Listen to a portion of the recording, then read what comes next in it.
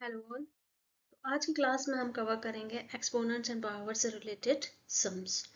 हमारे last video में हमने एक्सपोनेंट्स एंड पावर से रिलेटेड जितने भी उसके फॉर्मूलेज हैं वो हमने कवर किए थे। हर फॉर्मूले को एक्सप्लेन करके उससे रिलेटेड हमने सम्स सॉल्व किए थे।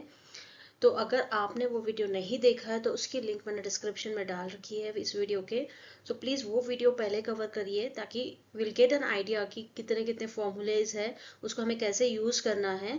और एक बार वो क्लियर हो गया तो it will be easy to solve for the sums. ठीक है, तो in this video let's start with the problems of exponents and powers. Okay, तो पहले हम एक क्विक रिवाइज कर लेते हैं लॉ ऑफ एक्सपोनेंट्स। प्रोडक्ट अगर हमारा रहा, प्रोडक्ट में रहे, हमारा बेस सेम है तो हम क्या कर देते हैं, एक्सपोनेंट्स का एडिशन कर देते हैं। डिवीजन में है, बेस सेम है तो एक्सपोनेंट्स का सब्सट्रैक्शन कर देते हैं। पावर ऑफ अ पावर रहा तो हम दोनों पावर को क्या कर लेते हैं, मल्टीप्लाई कर देते हैं। पावर ऑफ अ प्रोडक्ट रहा तो हर एक को सेपरेटली वो एक्सपोनेंट अप्लाई करते हैं। निगेटिव एक्सपोनेंट रहा तो हम हमेशा क्या करते हैं, रेसिप्रोकल निकालते हैं। और अगर बेस इक्वल रहे हमारे और एक्सपोनेंट्स सेपरेट है तो it always means that the exponents are same, that are equal basis. एक क्विक रिकैप था बट आई विल सजेस्ट उस वीडियो के थ्रू जाइए, that will really be helpful. Okay, अब नाउ अपना पहला प्रॉब्लम। सपोज हमें कोई सम दिया है और हमें n की वैल्यू फाइंड आउट करनी है, जैसे 2n इक्वल्स टू 512। अब हमें पता है 2n इक्वल्स टू 512 मतलब क्या है, हमको इन दोनों के बेस को इक्वल करना है। बेस इक्वल करना है मतलब क्या है, हमें यहाँ पे 2 है तो यहाँ पे भी 2 ही लाना है। सिंपल, हमें जस्ट ये आइडेंटिफाई करना है कि 2 रेज़ टू पावर कितना करेंगे तो 512 आता है। 2 रेज़ टू पावर 9 जब हम करते हैं, जब हम 9 टाइम्स 2 को मल्टीप्लाई करते हैं खुद ही से, 2 इंटू 2 ऐसा 9 टाइम जब हम करते हैं तो हमें आंसर क्या मिलता है, 512 मिलता है। ओके, तो इस केस में n की वैल्यू कैसे निकालेंगे हम, सिंपली 2 रेज़ टू पावर कितना करे तो हमें वो आंसर मिलेगा वो चेक करके, that is equal basis. Okay, तो answer becomes 9 equals to n equals to 9। अब नेक्स्ट कुछ सम है हमारे पास में और इसमें हमें क्या करना है, अब मल्टीपल हमारे लॉज जितने भी हमने सीखे हैं, रूल्स फॉर्मूलेस जितने सीखे हैं उसका यूज करके हमको इसको सॉल्व करना है। अगेन हमको n की वैल्यू क्या करना है, आइडेंटिफाई करना है। अब इस केस में क्या दिया है, 2 raise to power 3 whole bracket raise to power n into 2 raise to power 4 divided by 2 raise to power 2 equals to 32। Okay, अब सबसे पहले हम क्या करेंगे, पावर ऑफ पावर वाला जो हमारा लॉ है, पावर ऑफ पावर वाला जो हमारा लॉ है वो लॉ का हम यूज करेंगे। वो लॉ क्या बोलता है, a raise to power m raise to power n है तो a raise to power m into n हम उसको मल्टीप्लाई करते हैं। तो 2 raise to power 3 raise to power n क्या हो जाएगा, 2 raise to power 3n। Okay, now 2 raise to power 3n into 2 raise to power 4। अभी हम क्या करते हैं, सिर्फ इतने ब्रैकेट को सॉल्व करते हैं, सिर्फ इसको हम सॉल्व करते हैं। हमारा नेक्स्ट रूल क्या बोलता है, जब भी हमारे बेस सेम रहते हैं और मल्टीप्लिकेशन में होते हैं तो हम एक्सपोनेंट को ऐड कर देते हैं, हमारा प्रोडक्ट ऑफ पावर वाला रूल। ओके, तो इस केस में हम क्या करेंगे, 2 रेज़ टू पावर क्या करते हैं, m प्लस n करते हैं तो यहाँ पे क्या हो जाएगा 3n प्लस 4। ओके, तो अब हमारा बन गया 2 raise to power 3n plus 4। इसको हमने यहाँ पे रिप्लेस कर दिया इस ब्रैकेट को सॉल्व करके, तो ये हमारा हो गया 2 raise to power 3n plus 4, 2 raise to power 4 ऐसा कि ऐसा इक्वल्स टू। अब यहाँ पे हमने क्या किया, हमारा क्या है, डिवीजन है, डिवीजन है और हमने क्या किया, डिवीजन जब भी होता है तो हमारा नेक्स्ट जो लॉ है वो क्या बोलता है कि हम क्या करते हैं, एक्सपोनेंट्स को सब्सट्रैक्ट कर देते हैं। When the base is same and it is in division then what we do, we subtract the exponents। तो इस केस में हमने क्या किया, हमारा बन गया 2 raise to power 3n plus 4 minus 2 raise to power 2। Okay, एक स्टेप इसके पहले अगर मैं थोड़ा और आपको कंसिडर करके दूँ तो 2 रेज़ टू पावर 3n था हमारा पहले, प्लस 4 बन गया था यहाँ पे, और बेस सेम है तो हम क्या कर देंगे, डिवीजन है बेस सेम है तो क्या कर देंगे हम, -2 कर देंगे। ये फॉर्मूला लगा के हमारा जब हमारा बेस सेम है और डिवीजन है तो हम सब्सट्रैक्ट कर देते हैं, तो हमारा क्या बन जाएगा 2 raise to power 3n plus 4 minus 2 plus 4 minus 2 becomes 2। तो अब हमारा बन गया 2 raise to power 3n plus 2। तो यहाँ पे हमने कौन सा लॉ अप्लाई किया, यहाँ पे हमने डिवीजन कोशेंट ऑफ पावर्स ये लॉ अप्लाई किया। ओके, अब क्या करेंगे, ये तो हमारा बन गया 2 raise to power 3n plus 2। अब हम यहाँ पे 32 है, अब 32 को हम क्या करते हैं, उसको भी हम 2 सेम बेस में लाने की कोशिश करेंगे। तो 32 2 रेज टू पावर कितना किया तो 32 होता, 2 रेज टू पावर 5 किया तो 32 होता। तो हमने क्या कर दिया, 32 को कन्वर्ट कर दिया 2 रेज टू पावर 5 में। तो अब हमारा बन गया 2 raise to power 3n plus 2, जो यहाँ पे आया था, जो हमारा यहाँ पे आंसर था वो हमने यहाँ पे लिख दिया, और इक्वल्स टू 32 का हमने कर दिया 2 रेज टू पावर 5। ठीक है, अब हम क्या करेंगे, हम सिर्फ जो पावर्स है उसको सॉल्व करते हैं नेक्स्ट स्टेप में। बेसिस क्योंकि हमारे सेम है तो हम पावर्स को सॉल्व करते हैं। तो अब हमारा बन गया 3n प्लस 2 इक्वल्स टू 5। ये नॉर्मल वेरिएबल हो गया, एक नॉर्मल इक्वेशन जिसमें हमको वेरिएबल की वैल्यू निकालनी होती है। तो 3n प्लस 2 इक्वल्स टू 5। तो सबसे पहले हम क्या करेंगे, 2 को इधर लेके जाएंगे। 2 यहाँ पे एडिशन में है, इक्वल टू के अपोजिट डायरेक्शन में आएगा तो सब्सट्रैक्शन हो जाएगा। तो 3n इक्वल्स टू क्या हो जाएगा, 5 माइनस 2 दैट इज 2। ओके, तो 3n इक्वल्स टू 3 हो गया हमारा। नाउ अब हमको n की वैल्यू निकालना है, तो n के लिए आप क्या करोगे, 3 को इधर भेजोगे। 3 अगर यहाँ पे मल्टीप्लीकेशन में है तो n इक्वल्स टू क्या हो जाएगा, सॉरी n इक्वल्स टू क्या हो जाएगा 3/3। n इक्वल्स टू 3/3 है तो फिर हमारा n की वैल्यू क्या हो गई, 1 हो गई। Okay, so this is how, इसमें हमने क्या किया, इक्वल बेसिस, इतने सारे हमारे जितने लॉज है, जितने फॉर्मूलेज है, उसका हमने यूज किया और हमने इस सम को सॉल्व किया।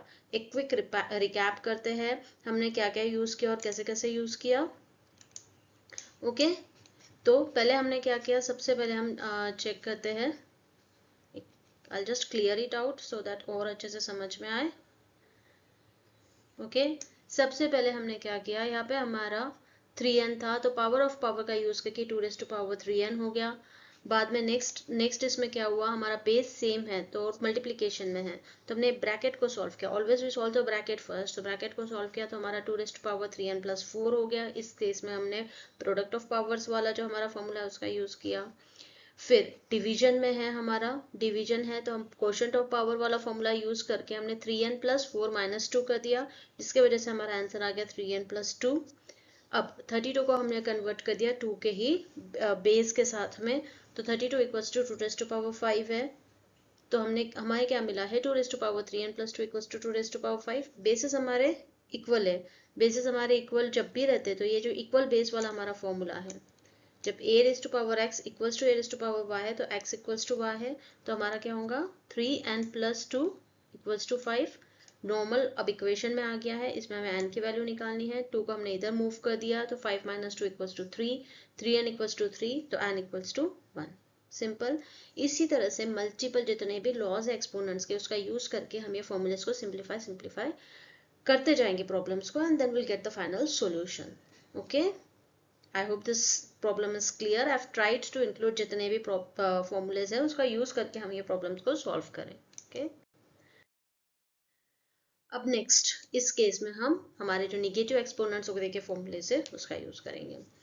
इस केस में क्या है, हमारे पास 3/5 raised to power minus 2 है, again 3/5 raised to power minus 14 है, equals to 3 raised to power हमारा है 8n। ओके, अब इस केस में हम क्या करेंगे, हमारा बेस सेम है। अगेन जब भी हमारा बेस सेम होता है तो हम एक्सपोनेंट्स को क्या करते हैं, ऐड करते हैं। तो -2 प्लस -4, जब भी निगेटिव एक्सपोनेंट रहता always keep that negative exponent bracket में, वरना ना वो निगेटिव पॉजिटिव का कंफ्यूजन क्रिएट हो जाता है। It's always good to keep it in a bracket.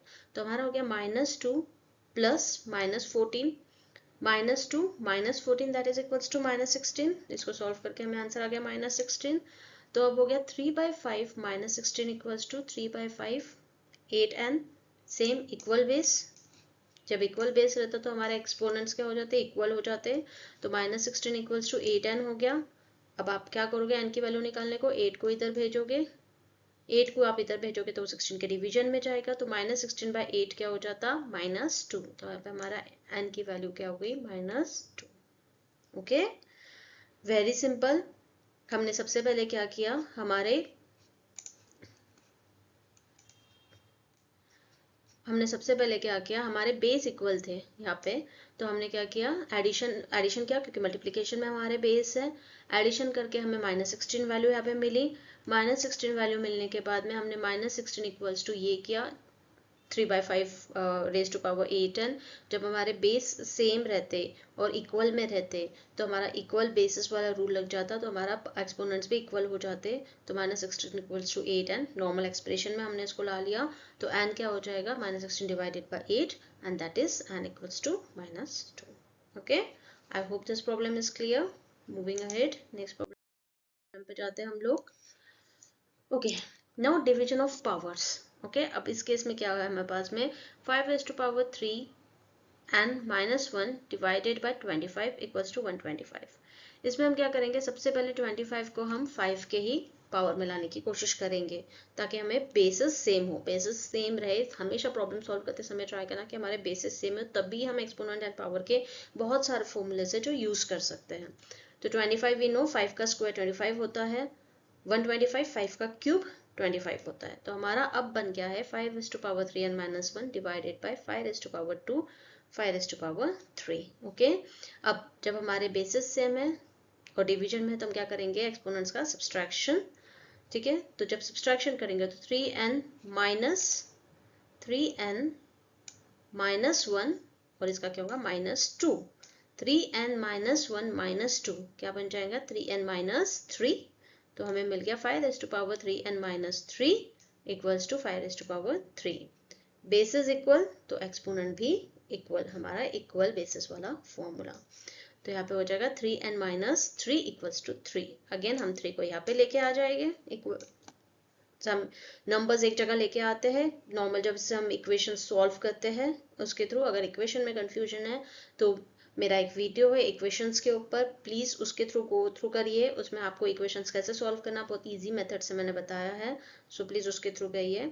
But यहाँ पे एज ऑफ नाउ हम 3n की वैल्यू निकालना चाहते हैं, तो हम 3 को इधर मूव करेंगे तो हो जाएगा 3 + 3 इक्वल्स टू 6।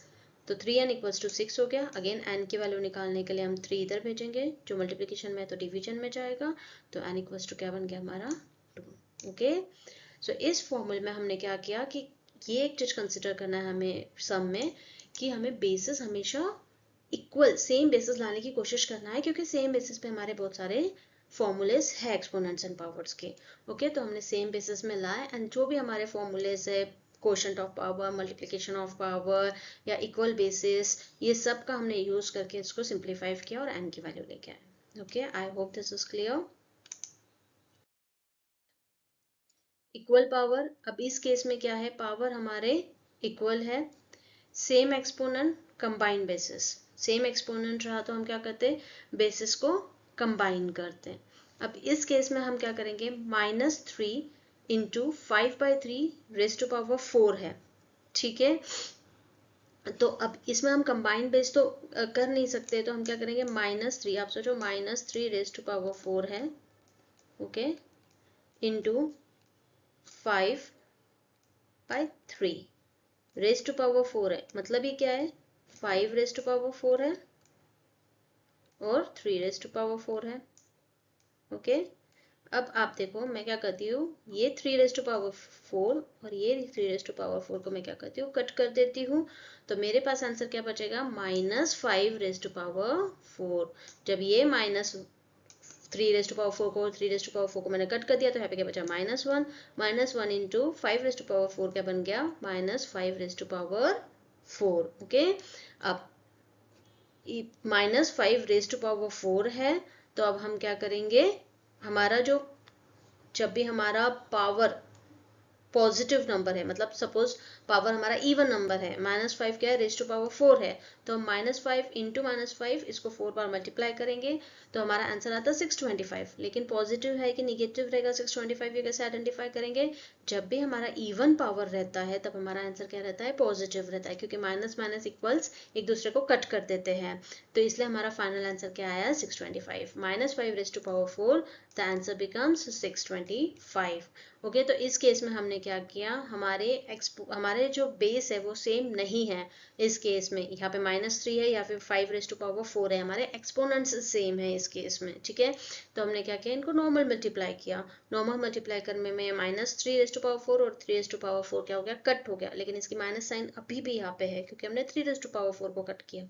तो -1 × 5^4 क्या बन गया, -5^4। -5^4 का आंसर क्या आता है, 625। ओके, तो पावर ऑफ अ प्रोडक्ट और इवन पावर जब रहता है तो आंसर क्या आता है, पॉजिटिव आता है। ये लॉज का हमने यहाँ पे यूज किया है। ओके, अब सिंप्लीफाई केयरफुली। जब भी rewrite composite number as a prime factor, जब भी हमें कंपोजिट नंबर दिए हैं तो उसको हमें प्राइम फैक्टर में कन्वर्ट करना चाहिए सो दैट हम उसको इजीली केयरफुली रिजॉल्व कर सकें। ठीक है, split powers using like a raise to power a, b raise to power n है तो a raise to power n, b raise to power n। हर स्टेप को एक के बाद एक आप लिखोगे, लाइक मल्टीपल चीजें सॉल्व करके नेक्स्ट स्टेप पे जाने की कोशिश करोगे तो कंफ्यूजन क्रिएट होगा। स्टेप बाय स्टेप सॉल्व करो, लॉ को प्रॉपरली यूज करो तो आप प्रॉब्लम्स आराम से सॉल्व कर सकते हो। अगर आपको सारे उसके फॉर्मूलेज लॉज क्लियर है तो आप आराम से सॉल्व कर सकते हैं। कंबाइन आइडेंटिकल बेसिस, जब भी आइडेंटिकल बेसिस है एडिशन करेंगे, अगर मल्टीप्लिकेशन में बेसिस है तो डिवीजन, और अगर डिवीजन में बेसिस है तो हम क्या करेंगे, सब्सट्रैक्ट करेंगे। Bracket negative exponents for subtract before subtracting, हमेशा मैंने पहले बोला कि निगेटिव एक्सपोनेंट्स जहाँ पे भी रहे हमेशा ब्रैकेट दीजिए so that you don't get confused. Okay, example like -5 -2, तो इसमें क्लियर होता है कि माइनस माइनस का क्या हो जाएगा, प्लस हो जाएगा, तो -5 + 2 that is -3, so always use bracket. Okay, तो ये सब चीजें हैं जो हमें थोड़ा ध्यान रखना चाहिए whenever we are solving the problems. Okay, एक मिस्टेक अगेन वही ब्रैकेट की, ये मिस्टेक हमेशा होती है, सो आई विल ऑलवेज से कि ब्रैकेट प्लीज मेंटेन कीजिए। ओके, और लॉज रिमेंबर कीजिए। आंसर्स पे मल्टीप्लिकेशन बेस में है, ऐड करना है एक्सपोनेंट्स को, डिवीजन है, सब्सट्रैक्ट करना है एक्सपोनेंट्स को, a raise to power m raise to power n है, मल्टीपल एक्सपोनेंट्स है तो मल्टीप्लाई करना है, निगेटिव एक्सपोनेंट्स है तो रेसिप्रोकल निकालना है, सेम बेसिस है तो कंपेयर करना है एक्सपोनेंट्स को। ओके, हमेशा ये लॉज ध्यान में रखिए, और फॉर्मूलेज वगैरह के लिए इफ यू वांट आप मेरा दूसरा वीडियो देख सकते हो, उसमें मैंने बहुत अच्छे से एक्सप्लेन किया है। ओके, उसकी लिंक मैं डिस्क्रिप्शन में डाल देती हूँ। अगर आपको और कुछ प्रॉब्लम्स है और कुछ क्वेश्चंस है तो प्लीज़ मुझे इन्फॉर्म कीजिए कमेंट्स में and I will help you. Thank you for watching.